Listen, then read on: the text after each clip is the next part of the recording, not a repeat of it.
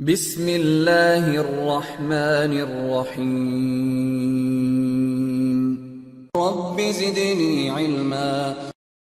63واں بڑا گناہ اور حرام کام، پیشاب کے چھینٹوں سے پرہیز نہ کرنا یعنی ان سے نہ بچنا۔ پیشاب کے چھینٹوں سے پرہیز نہ کرنا یعنی ان سے نہ بچنا۔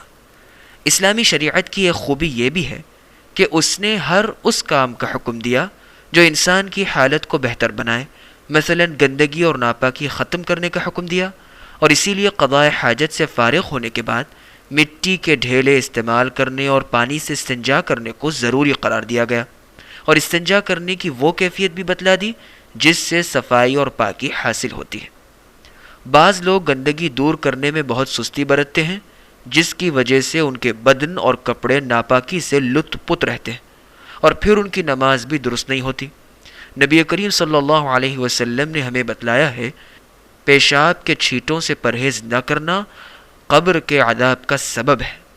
عبداللہ ابن عباس رضی اللہ عنہما بیان کرتے ہیں، ایک مرتبہ رسول اللہ صلی اللہ علیہ وسلم ایک باغ میں سے گزرے تو آپ نے دو مردوں کی چیخ و پکار سنی جنہیں قبر میں عذاب ہو رہا تھا۔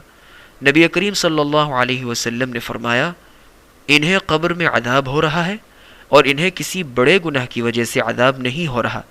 پھر فرمایا، کیوں نہیں؟ وہ واقعی بڑا گناہ ہے۔ ان میں سے ایک اپنے پیشاب کے چھینٹوں سے نہیں بچتا تھا اور دوسرا چغل خور تھا۔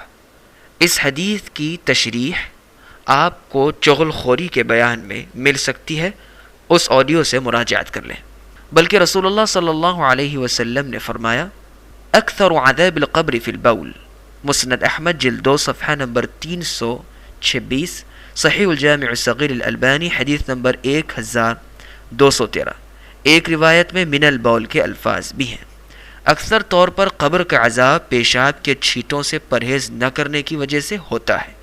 پیشاب کے چھینٹوں سے عدم پرہیز کی صورت یہ بھی ہے کہ قضاء حاجت کے دوران پیشاب ختم ہونے سے پہلے ہی جلدی سے اٹھ کر کھڑا ہونا، یا جان بوجھ کر ایسی حالت میں یا ایسی جگہ پر پیشاب کرنا جہاں سے پیشاب کے چھینٹے لوٹ کر جسم اور کپڑوں کو ناپاک کرتے ہوں، یا پیشاب سے فارغ ہو کر مٹی کے ڈھیلے استعمال نہ کرنا، یا پانی سے استنجا ترک کر دینا، یا مکمل طور پر کسی بھی چیز سے استنجا کیے بغیر ہی اٹھ کھڑا ہونا، ہمارے موجودہ زمانے میں مسلمانوں کی کافروں کے ساتھ مشابہت اور نقالی اس درجے تک پہنچ گئی ہے کہ اب بعض لیٹرینوں میں کھڑے ہو کر پیشاب کرنے والوں کے لیے دیواروں میں نصب مخصوص پیالے نما لیٹرینیں بنائی گئی جو بالکل بے پردہ ہوتی ہیں، اور ان کو استعمال کرنے والا شخص ہر آنے جانے والے کے سامنے بغیر کسی شرم و حیا کے پیشاب کرتا ہے، پھر پیشاب سے فارغ ہو کر استنجا کیے بغیر ہی گندگی کی حالت میں کپڑا اوپر اٹھا لیتا ہے، اور اس طرح وہ بیک وقت دو حرام کاموں کا ارتکاب کرتا ہے۔ ایک تو اس نے لوگوں کی نگاہوں سے اپنی شرمگاہ کی پردہ پوشی کا اہتمام نہیں کیا، اور دوسرا اس نے پیشاب کے چھینٹوں سے پرہیز نہیں کیا۔ اس کے علاوہ اس نے استنجا بھی نہیں کیا، اور جب اسی حالت میں کپڑا اوپر اٹھا لیا تو کپڑے بھی ناپاک ہو گئے، جسم بھی ناپاک، نماز بھی قبول نہ ہوئی، قبر کا عذاب بھی ملا۔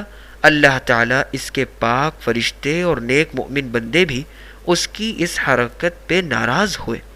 اللہ کی پناہ ایسی بے احتیاطی سے کہ جس سے اتنے گناہ بیک وقت مول لینے پڑے۔